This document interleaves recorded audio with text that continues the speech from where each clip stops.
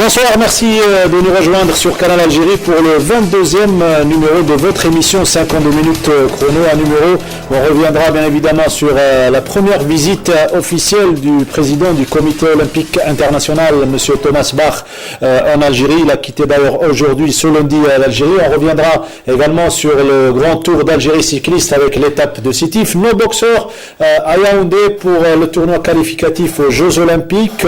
Handball, le GS Pétrolier arrêté au quart de finale de Dame Coupe par sa bête noire, le CRB Baraqi. Le GS Pétrolier en basketball également qui continue son cavalier seul, alors que le NB Stawali a remporté d'un petit point d'écart le derby face au Nasr du Sindé.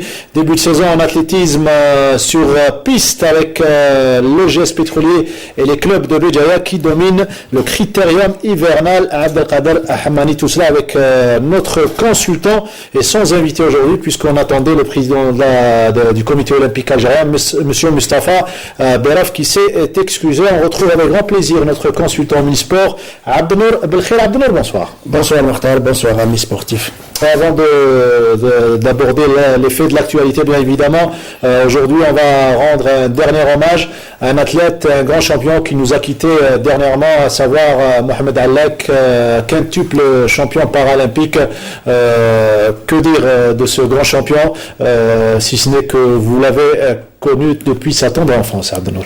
Oui, j'ai eu l'immense plaisir et l'honneur de connaître le regretté Mohamed Allek à pratiquement ses premières foulées en athlétisme. Moi, il était athlète d'abord à l'IRH du SND, il a signé par la suite à la SPTT sur la férule du couple Si Mohamed, Djamel et Nadera, avec lesquels il a commencé à affûter ses premières armes, et d'emblée il présentait déjà des prédispositions que l'on jugeait déjà extrêmement importante. Je suis persuadé, sinon je suis sûr que le regretté Mohamed détient pratiquement le plus beau palmarès du sport algérien, toutes disciplines confondues, même comparativement aux valides. Il a 6 médailles paralympiques, dont 5 en or. Il a pratiquement 12 titres mondiaux qu'il a gagnés à différents championnats du monde. Il a eu aussi plusieurs records du monde dans son escarcelle.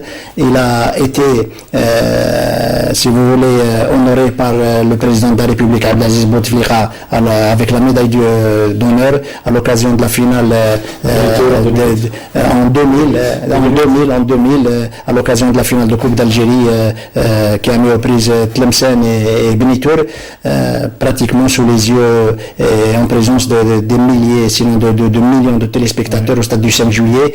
Et l'ovation qui a eu lieu ce jour-là pratiquement a hérissé pratiquement la peau et l'épaule de pratiquement tous les Algériens. C'est pratiquement un athlète hors du commun. Il a toujours travaillé avec une abnégation sans pareil, avec une tranquillité et une volonté inaltérable, même dans la difficulté. Et aussi, il avait, si vous voulez, cette foi chevillée au corps qui lui permettait de surmonter tous les obstacles. Et son bonheur à lui, Algérie, c'était de donner du bonheur à tous les Algériens. Et je suis sûr que tous les Algériens lui reconnaîtront cet immense mérite et son nom restera gravé à jamais dans la mémoire et dans le cœur de tous les Algériens. Cette émission, ce numéro, lui est entièrement dédié. Vous comprendrez donc le pourquoi de son image au bas de l'écran. Et nous présentons à la famille du défunt nos sincères condoléances. La vie continue. On doit parler bien évidemment. Je voudrais profiter de l'occasion pour dire à la famille Allah que c'est une famille qui a montré énormément de passion, de patience, de courage à l'égard de leur fils. Et c'est grâce à sa famille que son esprit qui était déjà vif a été forcé à la dure réalité du terrain et à la dure réalité de l'adversité. Voilà, Rabbi yarhamou, Inch'Allah, يكون مصحاب الجنة, c'est comme ça qu'on dit. Alors, l'actualité, bien évidemment, avant de retrouver notre ami Ismaël Belkhaïdia à partir de Sétif pour l'étape de Sétif avec une victoire d'un Marocain qui a pour nom Saïd Abelouach, il fait partie de cette équipe qui a dominé depuis le début du tour, à savoir Al-Nasr de Dubaï. Et donc, il s'empare également du maillot jaune du Tour d'Algérie. L'événement en ce début de semaine, c'est l'arrivée de Thomas Bach, le président du comité olympique international. C'est sa première visite. C'est sa première visite en Algérie. Et comme on dit de lui que c'est un homme en parole, il a tenu parole puisque dès son élection à la tête du CIO, il a promis de venir en Algérie. Il l'a fait, il l'a pleinement fait. Et les 2 jours qu'il passera en Algérie, très certainement, lui feront plaisir, lui en fait plaisir, et cela témoigne de tout le soutien et de toute la confiance que les Algériens ont pour ce monsieur qui, dit-on, est quelqu'un d'intègre et qui a promis de pratiquement de mener une lutte sans merci pour régler tous les problèmes, tous les maux qui sont en train de déranger le sport mondial, notamment en ce qui concerne les images de l'arrivée. En ce qui on va les commenter ensemble. Donc les images de l'arrivée, il y avait à l'accueil le ministre de la Jeunesse et des Sports, M. Hadi Ould-Ghali, M. Moustapha Beraf, président du comité olympique algérien, Lassana Palinfo, le président de l'ACNOA, qui l'accompagnait dans son jet privé. Et à l'accueil, il y avait également les championnes olympiques Benida Merah et Hassiba Belmarqa, ainsi que Mustafa Al-Harfawi, un grand nom de l'olympisme mondial et algérien, 5 mandats à la tête de la fédération internationale. Et Thomas Bach, il était heureux de l'accueil réservé à l'aéroport Houari Boumediene. On revoit ces images de l'accueil et la joie qu'il y avait le jour de l'arrivée. C'était hier samedi.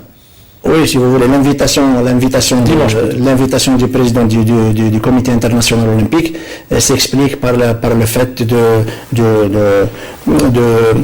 la volonté des responsables algériens, notamment du comité olympique, de promouvoir l'image de marque du sport algérien et de l'Algérie à l'échelle mondiale. Ouais, c'était surtout ça le but. Plusieurs activités depuis hier déjà. Il y a eu la visite du centre de Suidania. Ensuite, en fin de soirée, il y a eu la visite du stade olympique du 5 juillet.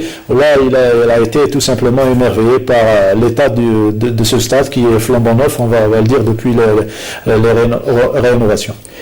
Oui, comme tout un chacun le sait, le stade du 5 juillet, quand même sur qui repose une histoire, si vous voulez, a été le plus beau fleuron de l'infrastructure sportive en Algérie. Et c'est ce qui a fait dire à notre invité, à notre hôte, que l'infrastructure en question relève quand même du potentiel infrastructurel en Algérie, qui lui a fait énormément plaisir. Il a eu aussi la possibilité de visiter le centre de Suidania et aussi le centre de Sidi Moussa, 2 infrastructures qui l'ont agréablement surpris, et ce qui explique un peu la volonté des responsables algériens de mettre en branle un programme qui pourrait, la mise en route d'un programme de réalisation d'infrastructures qui pourrait placer l'Algérie comme étant pratiquement le pays phare à l'échelle africaine en matière de sites sportifs. Vous voyez les images de la visite du président du comité olympique international au stade du 16 juillet. Avant cela, il y a donc le Premier ministre, monsieur Abdelmalek Sellal, avait reçu monsieur Thomas Bach. C'était au début du programme de cette visite. Avant de passer donc à la suite du programme, alors je ne sais pas si on change pour parler de cyclisme avant de revenir sur la visite de Thomas Bach. Le sujet est-il près de l'étape d'aujourd'hui avec la victoire du Marocain Saïd Ablouesh? Alors la réponse de la régie, pas encore. On termine donc notre thématique, à savoir la visite du président du comité olympique algérien. Deuxième journée au programme, il y avait la pose de la première pierre du futur musée olympique et l'académie olympique. C'était à l'avenue Ramoul. Oui, l'opportunité tombe à pic puisque le musée en question sera quand même un joyau pour le monde sportif algérien. Le musée, c'est en quelque sorte une boîte à souvenirs qui s'ouvre devant les responsables et devant tous les Algériens. Vous savez, le pire de l'état, des états de l'âme, c'est l'oubli. Et de par le lancement du musée en question, les Algériens n'omettront pas de se rappeler au bon souvenir les meilleurs sportifs, les meilleures réalisations du mouvement sportif national. C'est un peu, les Algériens trouveront l'occasion, la possibilité de cultiver un peu leur mémoire à travers le musée en question, qui aux yeux de tout un chacun représente quand même un joyau en question. Il y avait encore une fois il était temps d'ailleurs le Wali d'Alger, Abdelkader Zoukh, ainsi que le ministre de la Jeunesse et des Sports. Et là, on expose un petit peu le projet à M. Thomas Bach, le président du comité olympique international. Des jeunes athlètes algériens. On va voir la manière avec laquelle, surtout le président du comité olympique international, a déposé cette pierre avec grande joie et fierté par rapport aux efforts fournis par l'Algérie. La maquette est impressionnante. La réalisation coûtera beaucoup d'argent, certes, mais ce sera un édifice qui comptera dans l'histoire du mouvement sportif national. Et c'est notre ami Lias Achour qui est à la tête de ce projet, un architecte de renommée.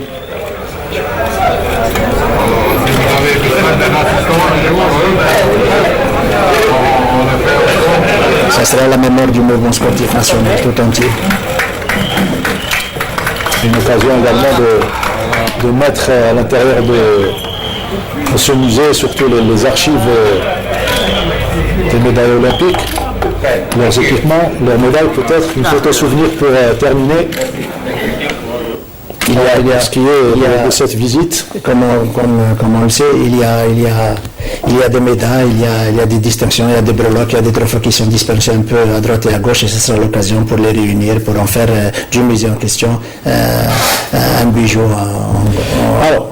à juste titre. Très bien. Alors, avant de terminer notre périple et passer au point de presse animé par Thomas Bach, c'était cette matinée au siège du comité olympique algérien. On revient au cyclisme, c'est l'événement également avec la victoire de la deuxième étape du Tour international de Sétif. Avant de rejoindre notre ami Ismaël Belkhaïdi à Sétif, victoire du Marocain Saïd Ablouesh qui s'empare par la même occasion du maillot jaune. Retour sur cette étape avec ce compte rendu signé Ismaël Belkhaïdi. Pour la seconde étape du Critérium international de Sétif, rien n'a changé puisque le maillot jaune est toujours chez le Lituanien Thomas Vaitikus de l'équipe du Nasr de Dubaï qui domine ce Tour d'Algérie 2016. D'ailleurs, ce sont 4 coureurs de cette équipe qui sont arrivés à Sétif avec en tête le Marocain Saïd Ablouesh.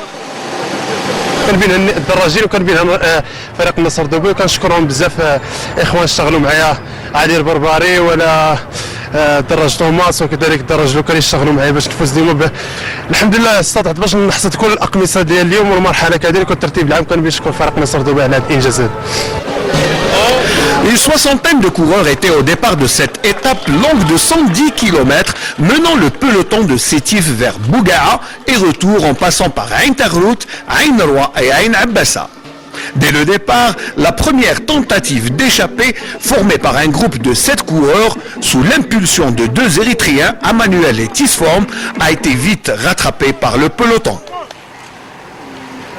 À Bni Houssine, 2 Algériens, Allouchi, Ismail et Abdelbasset Hennachi, tenteront leur chance par le biais d'une échappée qui les mènera jusqu'à Bougaa, lieu où ils furent engloutis par le peloton encore sous le charme de la beauté du paysage.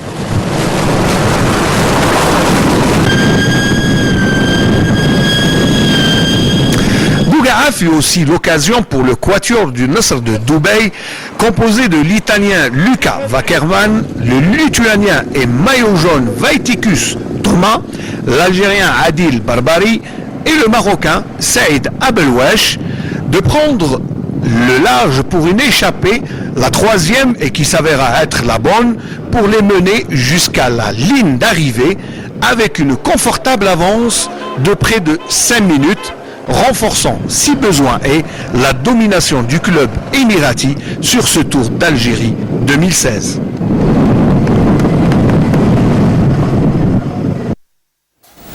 Des belles images que nous offre notre envoyé spécial Ismaël Belkaidia, qu'on va d'ailleurs retrouver à partir de Sétif. On va tenter de faire la liaison. Ismaël Belkaidia. Alors, on attend que Ismaël Belkaidia soit avec nous. Un commentaire déjà sur la domination de ce club. Enfin, compte tenu, je suis sûr que du point de vue d'abord de l'organisation, si tout s'y prête à merveille et que pratiquement aucun grincement n'a eu lieu jusque-là.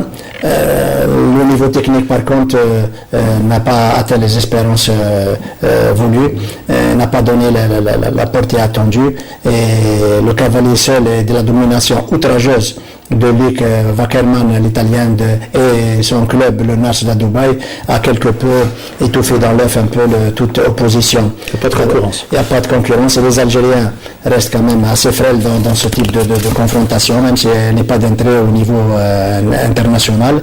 Les Algériens ont peut-être le mérite d'aller jusqu'au bout de leurs efforts, mais qui restent très loin du niveau de ceux qui sont devant.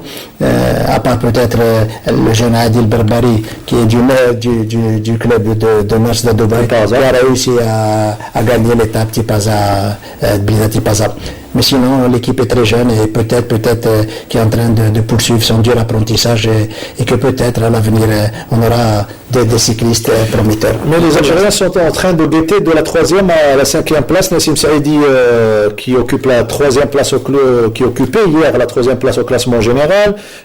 Également Abdallah Ben Youssef de la sélection Est et Mansouri Abdelrahman de la sélection Ouest, respectivement 3e, 4e, 5e. Oui, remporter un ou deux accessites quand même relèverait quand même de l'exploit, ce qui peut être un peu à la portée de 2 ou 3 cyclistes algériens, ce qui serait un peu quand même un résultat flatteur pour eux. Ah, très bien. Contrairement à la saison dernière, les Algériens sont un petit peu à la traîne, où c'est plutôt l'équipe, les athlètes du Nasr de Dubaï qui sont largement loin de la portée des athlètes algériens. Oui, ils ne peuvent pas traiter d'égal à égal avec les meilleurs, mais le fait d'être quand même très proche des accessites quand même relève un peu de l'exploit. Alors on va attendre, avant de rallier Sétif pour un point de la situation avec notre ami Ismaël Belkaidia.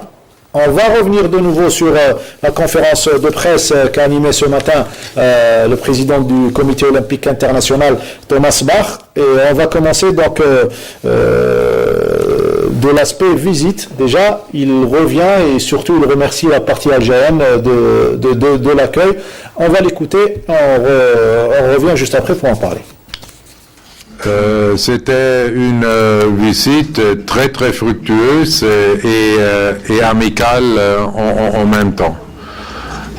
J'aimerais bien féliciter le Comité national olympique algérien pour tout le travail qu'il a effectué et qu'il s'exprime dans le succès des athlètes algériens sur le plan international.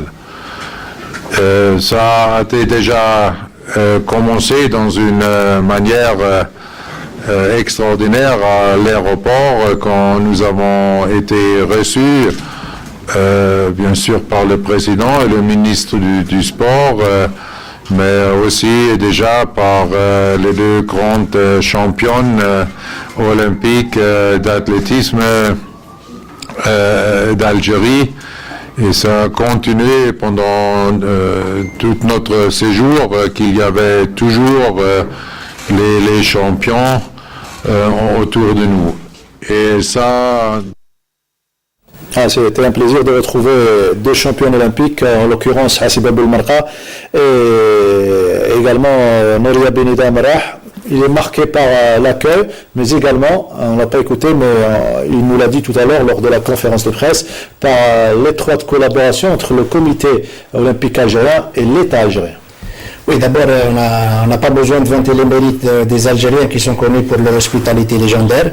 Et M. Thomas Bach a été franchement séduit par l'accueil chaleureux qui lui a été accordé. Et je suis persuadé que cette vague un peu d'enthousiasme qu'il a connu permettra de renforcer encore davantage les liens avec le comité olympique international qui sont déjà étroits et permanents. Voilà, ce dont profitera très certainement le sport algérien par le biais de ses responsables, par le biais du comité olympique et à leur tête, à sa tête, M. Mostafa Berraf, qui, il faut le dire, a cette influence agissante qui a toujours permis au mouvement sportif national de se trouver, de faire son trou à l'échelle mondiale. Et Thomas Bach, il va plus loin en évoquant, surtout en apportant son témoignage par rapport à la place qu'a le comité olympique algérien au niveau international. On l'écoute. Le CNO algérien se réjouit d'une réputation extraordinaire sur le plan international. Et c'est pourquoi je suis ici accompagné par le président des comités nationaux olympiques africains, le général Palenfo, lequel M. Berraf est le premier vice-président. Alors je suis entouré ici par le pouvoir du sport en Afrique. C'est pratiquement les deux leaders du sport africain, Palenfo et M. Mostafa Berraf. Donc, puisque la thématique aujourd'hui, c'est la visite du président du comité olympique international en Algérie, on va y revenir. Mais avant cela, on va faire un petit détour du côté de Sétif pour retrouver Smaïl Belkhadia pour le cyclisme et surtout la deuxième étape de Sétif tout en se projetant vers l'étape de demain. Bonsoir Smaïl. Oui, bonsoir Mourtal et bonsoir à tous vos invités. Bien, merci de nous rejoindre à Sétif, bien sûr. L'Hedab el-Uliam, c'est au plateau, il fait très froid. Et aujourd'hui, eh bien, les coureurs ont pu avoir un aperçu sur, bien sûr, la beauté du paysage et aussi le froid qu'il fait ici sur cette deuxième étape du Critérium international de cyclisme de la ville de Sétif qui compte 4 étapes. Eh bien, aujourd'hui, il y avait une distance quand même un peu plus de 120 km avec une belle étape, une belle échappée de près de la moitié de l'étape, de parcours de l'étape avec un quatuor qui aura dominé cette étape. Bien sûr, pas besoin de vous dire que c'est le Nasser de Dubaï, l'équipe qui domine ce Tour d'Algérie 2016, qui fait encore sensation et domine ce Tour 2016. Donc bien sûr, pour parler de tout cela, de tout ce qui se passe à Sétif et du Tour, nous avons avec nous le directeur du Tour, Monsieur Rabh Ouchawa. Bien, merci Rabh de nous rejoindre et ici à Sétif. Et puis très belle ville, très froid, mais aussi très belle étape pour aujourd'hui qui a vu quand même trois échappées, la troisième était la bonne. Oui, effectivement. Donc bonjour à tout le monde sur le plateau. Il fait très froid. Donc nous sommes à la deuxième étape. Demain, nous allons entamer la plus longue étape des 4 étapes du Tour international de Sétif. Et le critérium sera le jeudi, l'après-midi, qui est un petit circuit au niveau de centre-ville. Demain, c'est 152 km de sprint, et 2 GPM. Il y aura aussi 2 montées de col. Donc quand même, c'est une étape qui est très longue, mais aussi très éprouvante. Oui, elle ressemblera finalement à celle d'aujourd'hui qui, quand vous verrez les images, nous avons eu de la neige partout, pas sur la route bien sûr, mais à côté nous avons même vu Kharrata, nous avons vu toutes les montagnes autour de Bougaa. Et l'étape de demain sera mieux que celle-là, donc en matière de paysage, et ça sera la plus longue aussi. Ben vous voyez, ça fait des ébulles, hein, on voit des bicyclettes qui passent tout au long de Sétif et de Ain Fouara. Bien sûr, on aura aussi l'étape de jeudi qui est très importante que nous pourrons suivre en direct, Mokhtar, bien sûr, puisque ça sera le critérium, le tour de Sétif. Donc, le tour va bien et aujourd'hui on peut dire que l'étape de Sétif, la première étape de l'Est du pays, eh bien ça s'annonce bien pour le reste du Tour d'Algérie. Oui, la preuve, nous avons le beau temps, donc on a un peu la paix par rapport à Blida. Vous avez remarqué qu'on avait fait une étape très très difficile que nous avons écourtée à 6 km du sommet en raison de la neige, que nous avons d'ailleurs réussi à installer et à terminer jusqu'au bout. Et les petites éclaircies du soleil nous font plaisir. Ben oui, sauf qu'il fait très très froid ici, Mokhtar. Hein. Voilà, Mokhtar, on aura quand même fait un peu le tour de la question aujourd'hui, même si vous pourrez suivre bien sûr le compte-rendu de l'étape d'aujourd'hui entre Bougaa et Sétif en passant par Ain Roi, Ain Abassa et un très très beau paysage. Eh bien, Mokhtar, j'espère qu'on se retrouvera pour 52 chronos la semaine prochaine et on sera, Inch'Allah, à Naba. Smaïl, Mokhtar. Smaïl, est-ce que vous nous écoutez, Smaïl? Merci en tout cas Smaïl Belkhaïdia pour ce compte rendu et surtout ce point sur la situation et la deuxième étape du Tour de Sétif. Bien évidemment, on vous retrouvera dans le journal télévisé de 19h pour revenir sur cette seconde étape. Et rendez-vous, vous l'avez dit, jeudi avec le circuit international de Sétif que vous allez commenter en direct. Voilà donc pour ce qui est du cyclisme. On revient donc à la visite du président du comité olympique international. On parlait tout à l'heure de la réputation du comité olympique, des remerciements de Thomas Bach à l'Algérie. Et cette fois-ci, on va parler d'une première lors des Jeux olympiques de Rio. Le comité olympique international a décidé d'engager une équipe d'athlètes réfugiés. Votre commentaire, Abdenour, déjà? C'est une louable initiative à plus d'un titre, d'autant plus que le sport à ce niveau-là, et du moins les valeurs de l'olympisme reposent sur ces valeurs-là. C'est la dimension humaine qui est en jeu, et le fait d'offrir la possibilité à ces athlètes réfugiés de prendre part à ces Jeux olympiques, quand même restera une première dans l'histoire du sport olympique. C'est peut-être l'occasion pour ces athlètes-là de se faire plaisir d'abord, d'atteindre le haut niveau et puis de représenter à juste titre d'ailleurs la volonté de leur pays, de leur peuple qui bien souvent se trouve dans une situation socio-politique dramatique. Ce qui a motivé le comité olympique international à prendre cette décision, la réponse du premier concerné, le président du comité olympique international, Thomas Bach. Il y a plus de gens réfugiés que jamais dans l'histoire de l'humanité. Ce sont 20 millions de réfugiés dans le monde et ce sont 60 millions de gens déplacés dans le monde. Pour nous, c'était logique que entre ces 20 millions de réfugiés, il y aura des athlètes, déjà du point de vue statistique, et qu'il faut aider ces athlètes. Et c'est pourquoi nous allons aussi aider au comité national olympique algérien d'établir un tel programme au sud du pays pour les enfants de réfugiés libyens. Qu'il faut aider aux athlètes qui sont concernés par cette crise. Maintenant, on a identifié 43 athlètes du haut niveau qui sont des athlètes réfugiés.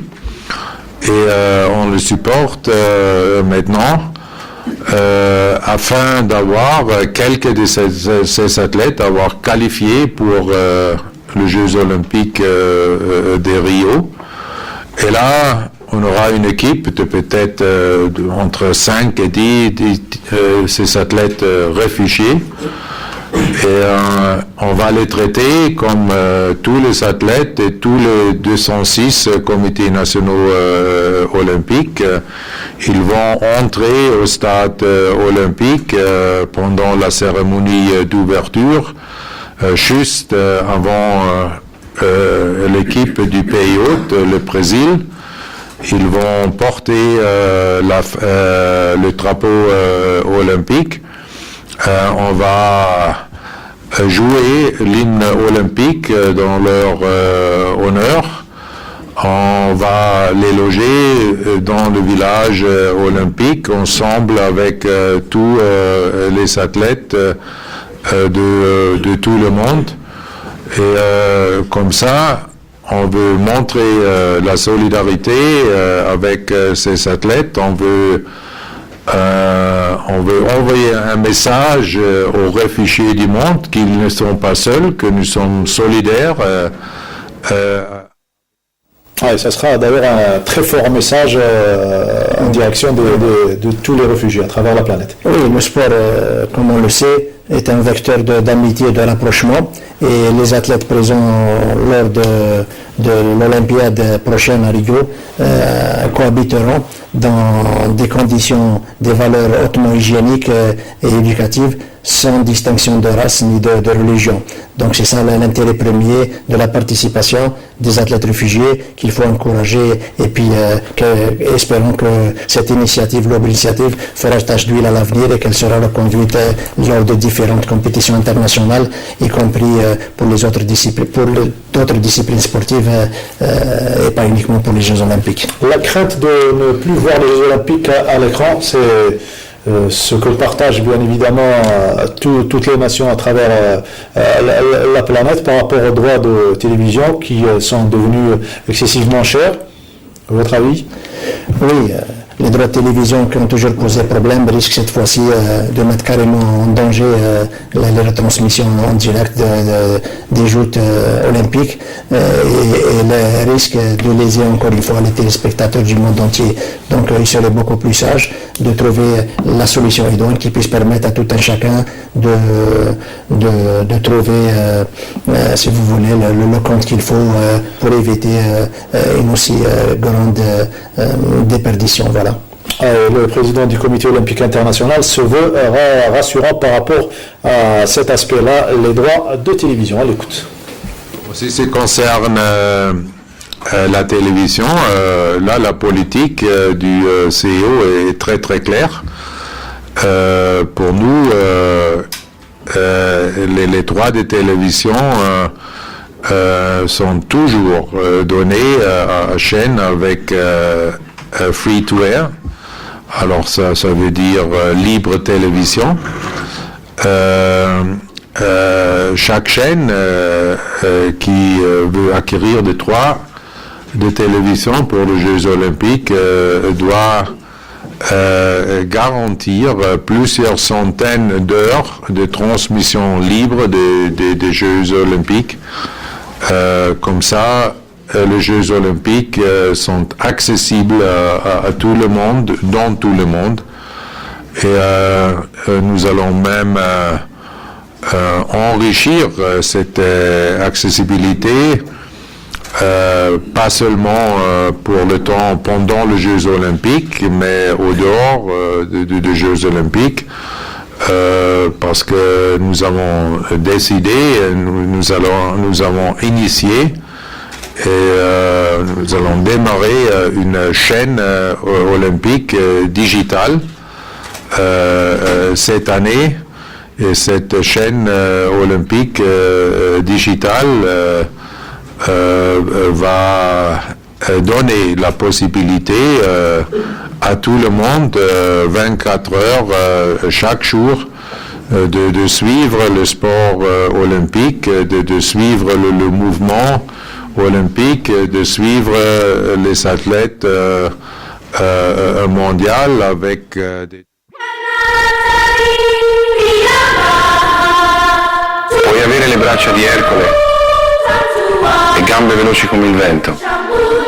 Puoi sollevare le spalle sopra il canestro, avere lo slancio di un delfino, i riflessi di un gatto. Puoi avere tutto questo e avrai il fisico, gli strumenti. Ma non avrai la grandezza finché non capirai che il muscolo più forte è il cuore. Per me questa è l'anima delle Olimpiadi. Et les Jeux, ça sera au mois d'août à Rio, au Brésil. Et M. Thomas Bach a terminé par souhaiter bonne chance aux athlètes algériens pour qu'ils obtiennent le maximum de médailles aux Jeux Olympiques de Rio. Et il ne reste pas beaucoup, il reste quelques mois. Ben Belkhir, est-ce qu'on a des chances de faire mieux que Londres 2012? Oui, l'échéance approche à pas de géant. Et il faut le dire clairement, les chances de remporter des médailles ou bien de bien figurer seulement peuvent se compter sur les doigts d'une seule main. Et les plus grandes chances de médaille, à mon humble avis, reposent sur les épaules de Makhloufi encore, qui peut monter sur le podium, sur la boîte pour une des grandes médailles. Il y a peut-être Borada qui pourrait être un peu la grande surprise. Hein. Il est sur une marge de progression assez importante. Il a les qualités requises pour dévancer les meilleurs à l'échelle mondiale. Il était à 150 points de la médaille de bronze. Et il revenait de 2 années quand même d'inactivité. Là, il a repris du poil de la bête. C'est un gosse qui a un énorme potentiel et qui peut réellement bousculer la hiérarchie bien établie. Il y a Laolo qui est une agréable surprise pour l'athlétisme algérien. S'il arrive déjà, s'il accède à la finale du 400 mètres, ce serait quand même un exploit de première grandeur. Au 400 mètres, c'est une discipline qui est extrêmement complexe et où il est très très difficile de progresser d'une manière régulière. C'est ce qu'il fait pourtant le jeune Laolo Abdelmalek, qui est champion d'Afrique et qui est champion du monde en titre en question. Il y a également des chances de médaille peut-être pour les 2 boxeurs algériens, Félici qui a déjà goûté au podium et Ben Chebla. Il y a peut-être Aziz Ben Issa à la lutte. Et il y a peut-être l'équipe de football qui peut peut-être nous créer quand même une surprise aussi agréable qu'elle soit. Voilà, sinon, bon, peut-être que les surprises viendront de ceux qu'on n'attend pas. C'est ça un peu l'essence même du sport, hein, parce que connaître les résultats à l'avance serait un peu enlever un peu de l'intérêt et de l'attrait de la compétition. Et c'est le but de la compétition, vous l'avez dit. Vous venez de parler d'athlétisme, transition toute faite, puisqu'on va parler du début de la piste, on va dire, de la saison piste sur piste, puisqu'on vient de terminer avec le cross. La saison piste avec le national hivernal Abdelkader Hamani, c'est le critérium, une tradition. Cette fois-ci, ça n'a pas eu lieu à Biskra. On change sur la piste bleue. Enfin, c'est une compétition qui est venue un peu trop tard dans le calendrier de la fédération. Et ceci est dû, comme tout le monde le sait, à l'absence totale de salles couvertes en Algérie. Parce que normalement, l'animation athlétique en hiver se déroule dans les salles couvertes. On n'a pas cette possibilité, on n'a pas ce luxe chez nous, donc on se rabat sur les compétitions en plein air qui remplacent un peu l'activité en salle. Et en plein air, il fallait attendre un peu que les conditions climatiques soient un peu plus clémentes, ce qui hélas n'a pas été le cas cette fois-ci. À Sokoltenim, les athlètes, la fédération a organisé le championnat national hivernal qui a été une véritable charte d'animation. Le critérium national baptisé, organisé au nom du regretté Abdelkader Hammani, qui n'est autre que le papa de M. Mokhtar Hammani, qui a été chef de service au niveau de la télévision, des sports de la télévision algérienne, qui a été lui aussi un grand champion d'athlétisme, notamment dans les épreuves de demi-fond et au 3000 mètres steeple, qui a été champion du Maghreb dans les années 50. C'est une compétition trois résultats à retenir. S'il n'y a pas eu globalement un intérêt particulier pour ce qui est du niveau technique et des résultats, il y a quand même lieu de relever quand même deux performances de pointe réalisées par la lanceuse de marteau Bouzebra, Zouna Bouzebra du MBB de Béjaïa, le club cher à M. Msaoudi, Djoudi, qui a réalisé quand même une performance 61 mètres 13, et la performance, la perf du jeune triple sauteur Triki qui a réalisé 61 mètres 13. Il fait les minima pour les championnats d'Afrique. Pour les championnats d'Afrique. Et le jeune triple sauteur Triki qui a réalisé 15 mètres 80 qui lui permettent de prendre part au prochain championnat du monde junior de la catégorie en Autriche. Donc entraîné par un ancien champion de triple sauteur, le sympathique Azdin Talhi, à qui nous adressons notre sympathique Triki qui a battu Triki qui a battu dans la compétition, qui a bousculé un peu la hiérarchie en battant le vétéran entre guillemets Issa Mnima, le gentil Issa Mnima, qui bon an mal an continue de promener sa belle carrière sur les pistes des stades algériens. Il est passé, vous croyez qu'il est passé tardivement du saut en longueur au triple saut? Oui, parce que Mnima que j'ai connu lorsqu'il était tout gamin, il avait des prédispositions. C'est la relève de votre athlète qui détient toujours le record quand nous saluons. Moi j'ai eu la chance d'avoir sur la main un athlète extrêmement doué, Qaïda Lotfi, à qui j'envoie un sympathique coucou, qui a été très précoce lui aussi, cadet, il a battu les seniors de l'équipe nationale, et Nima est venu juste après. Il a dominé la discipline en question, longueur triple saut, mais le triple saut il est venu un peu trop tard, et comme il ne pouvait pas mener de pair longueur triple saut, il a peut-être beaucoup plus perdu en longueur, parce que triple saut 15,88 son record. 15,88 son record. Mais non, 16,88. On l'a déjà réalisé auparavant avec un vent favorable de plus de 3 mètres, 17,03 si je me souviens très bien. Autre résultat également, course très attendue du 300 mètres haies où il y avait les meilleurs, Abdelmalek Lahoulou, Sabr Boukmouch et Rahmani Milou. Oui, c'est quand même des résultats qui forcent un peu le respect, mais qui pouvaient être nettement meilleurs, n'était-ce les conditions atmosphériques extrêmement difficiles quand il y a du vent, de la pluie, notamment pour les coureurs de haies. C'est extrêmement difficile pour ces athlètes d'aller puiser au tréfond d'eux-mêmes et de réaliser des résultats de première grandeur.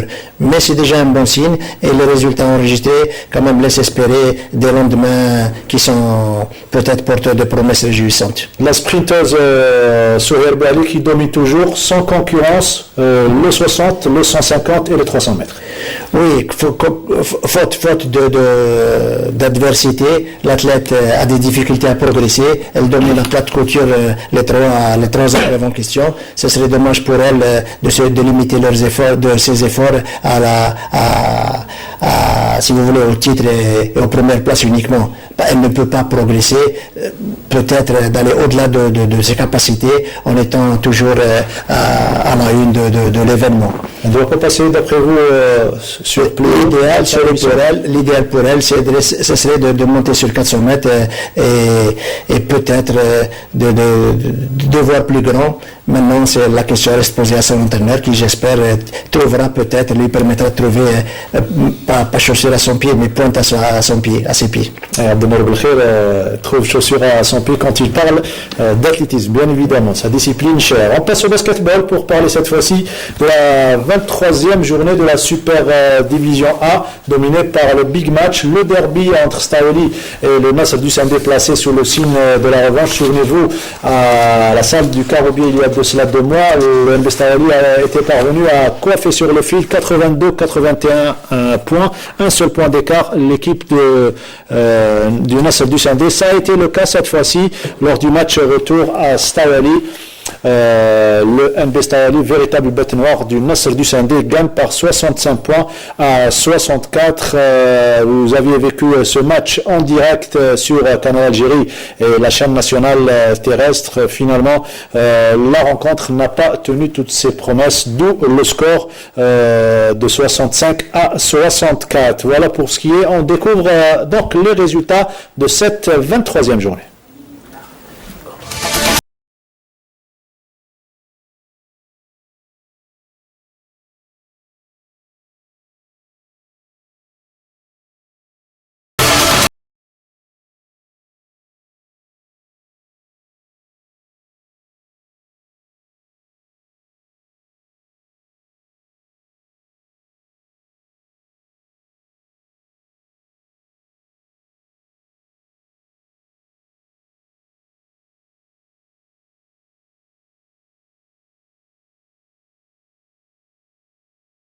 Donc les résultats et le classement après 23 journées de compétition. Les pétroliers qui font cavaler seuls 45 points, ils retrouvent leur fauteuil de leader, suivi du Serbe d'Albeda, 41 points, et l'Union Sétifienne en 3e position avec 40 points. Le Maslu Sendé et l'IR Bourgeois se partagent la 4e place avec 39 points. Voilà pour ce qui est de cette 23e journée. Il y avait également du handball avec le big match des quarts de finale de Dame Coupe entre les pétroliers et Barqé, cette fois-ci également placé sous le signe de la revanche pour les pétroliers qui avaient perdu la saison dernière. Il n'y a, à vrai dire, pas eu de revanche puisque le Mouloudi a appelé les Chines encore une fois devant plus coréen que lui, Barqé qui est en train de réaliser une saison pratiquement époustouflante, et le Mouloudi d'Alger est totalement passé à côté de son sujet puisqu'il y a eu quand même un net écart entre les deux équipes. Le Mouloudi qui pour la 2e fois consécutive s'arrête au niveau des quarts de finale. L'année dernière, le Mouloudi, dois-je rappeler, a été battu par Tajnent au même stade de la compétition. Et il y avait une belle ambiance à la salle où s'est déroulée cette rencontre entre le GS Pétrolier et le Serbe Barqé. Score à la mi-temps 12-9 pour l'équipe de Barqé de Karim Beshkour qui a dominé. Et vous voyez les belles actions de ce beau duel et ce très beau tir de Daoud Hicham pour signer la victoire 21-17. Et les résultats, on les découvre de ces quarts de finale. Victoire du GS Pétrolier face à défaite du GS Pétrolier face à Barqé 17-21. Chez le Romlaïd qui s'incline d'un petit but d'écart 25-26 face à Ain Touta. Le handball club d'Elbiar qui évolue dans le second palier a gagné devant le Serbe Bojbarij 24-22. Même score entre l'MC Saïda qui bat et qui élimine le CR El Harouch. Le Mouloudi qui a nettement perdu cette fois-ci en Coupe d'Algérie en quart de finale comme il l'a perdu l'année dernière devant Tajnent à ce même stade de la compétition, n'aura la possibilité que d'essayer d'égrener un peu sa réputation pour ce qui est du championnat d'Algérie qu'il visera à tout prix puisque c'est la seule chance qui lui reste et on a peut-être cette éventuelle possibilité, mais ça ne sera pas difficile encore une fois, même au championnat. Même en championnat, ça sera... La belle surprise, c'est Elbiar qui a attaqué un stade assez important. Qui a battu, qui est là, qui demande ses ambitions pour revenir au plus haut palier. C'est déjà quand même un résultat qui force le respect. C'est bien, c'est tout à l'honneur des Elbiarois et de leur président Abdelem Ben Marsoula. Abdelem Ben Marsoula qui envisage un retour rapide au palier supérieur à la division Excellence. Un mot de boxe pour vous dire que le boxeur algérien Zohair Keddash, 69 kg, a battu le béninois Justin Umpevi au point 3-0 et validé son billet pour le 3e tour du tournoi pré-olympique qui se déroule à Yaoundé au Cameroun. Keddash affrontera en quart de finale mercredi le vainqueur du combat entre le Tunisien Marzouk Tamer et le Cap-Verdien Walter Anthony Gomez. Il rejoint dans ce tour Reda Benbaziz, 60 kg, qui est qualifié lui aussi, qui s'est qualifié lui aussi samedi et qui croisera les gants face au Kenyan Okot Nicolas Okongo. Ça sera également mercredi. Benbaziz s'est qualifié suite à la disqualification de l'Ougandais Souleymane Segaya lors du 2e round. De son côté, Okoto Nicolas Okongo a passé l'écueil d'un athlète du Lesotho. L'autre Algérien engagé également qualifié au quart de finale, Mohamed Guélemes, plus de 91 kg, a dominé le Congolais Hardy da Silva Ndembo pour retrouver le Marocain Mohamed Arjaoui. Les 8 autres boxeurs algériens engagés dans ce tournoi, 6 messieurs et 2 dames, feront leur entrée en lice ce soir, ce lundi soir et demain mardi. Un mot sur la boxe peut-être nous avons 2 qualifiés pour... On a 2 qualifiés, il y a Félicie et Benjbla, et puis il y a Chedi et Abadi qui ont déjà été qualifiés compte tenu de leur classement au niveau de l'AEBA Boxing Council. Donc pour l'instant il il y a 4 boxeurs ils ont composté leur billet pour les Jeux Olympiques de Rio. Et c'est les prévisions, ils sont dans les prévisions de la fédération et de la DTL qui espèrent avoir minimum 5 boxeurs présents à Rio, ce qui est quand même assez acceptable pour cette discipline qui a toujours été présente au niveau de ces joutes de très haut niveau. Vous avez longtemps côtoyé les athlètes et surtout dans ces phases importantes de préparation aux Jeux Olympiques. Généralement, comment se trouvent les athlètes sur le plan mental quand ils préparent les Jeux Olympiques? Ils se doivent être prêts parce que l'échéance elle est juste devant eux. Pour peu qu'ils évitent les problèmes de saturation, les problèmes de blessures, mais sinon les athlètes arrivés à ce stade de la compétition, ils ont toujours le mental qu'il faut pour faire face à la compétition et à la rivalité qui sera encore une fois extrêmement dure.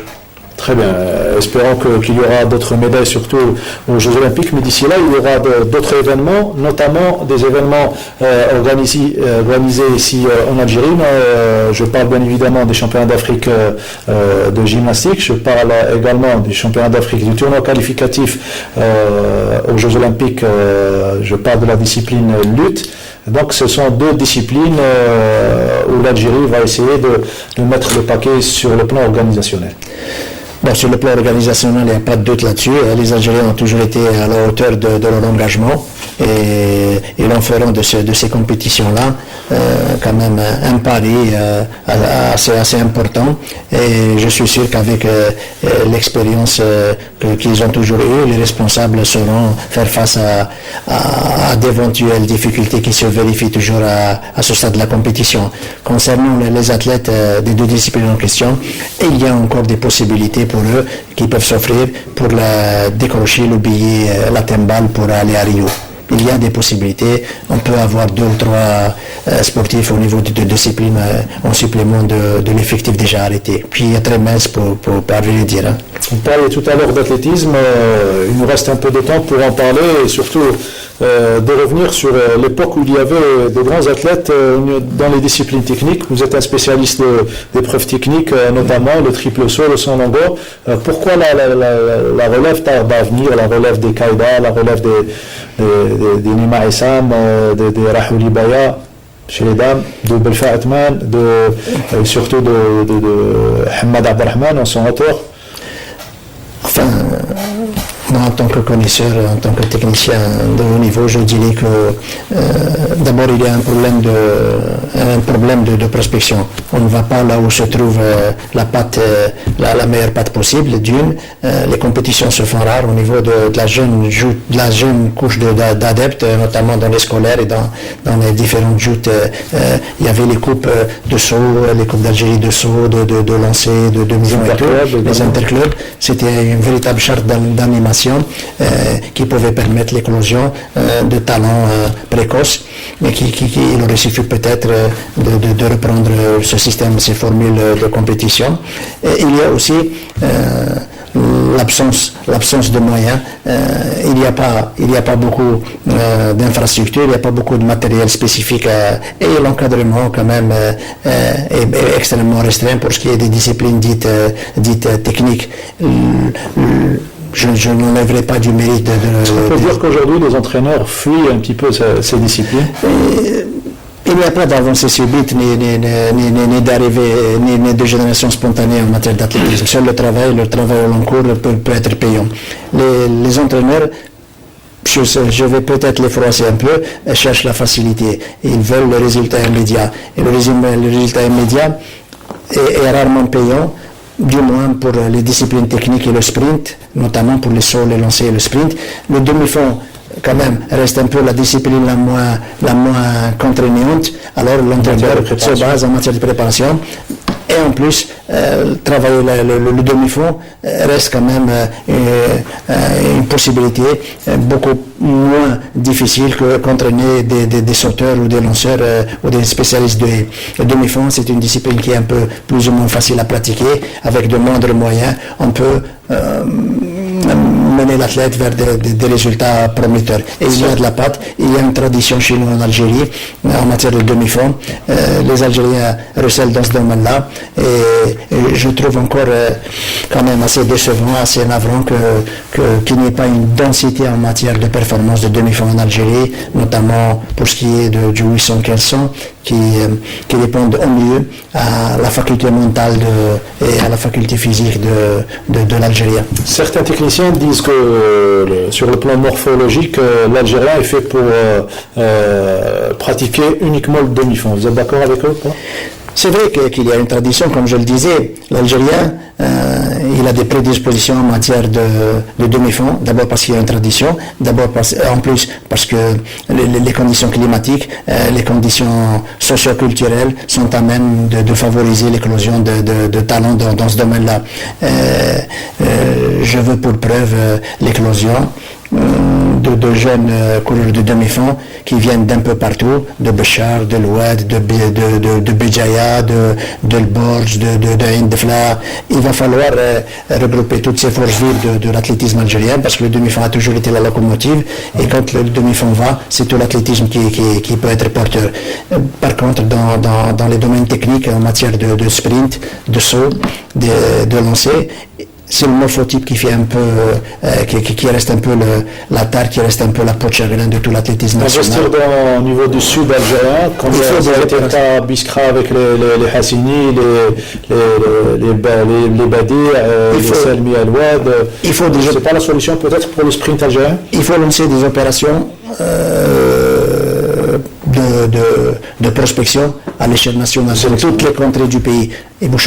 Bouchoukan Abdelrahman, qui a eu l'insigne mérite de lancer l'opération Gabarit dans les années 60-70, a réussi dans ce domaine et il a pu déceler une quinzaine, une vingtaine de lanceurs qui ont fait honneur à l'athlétisme algérien en matière de javelot, de disque, de poids et de marteau.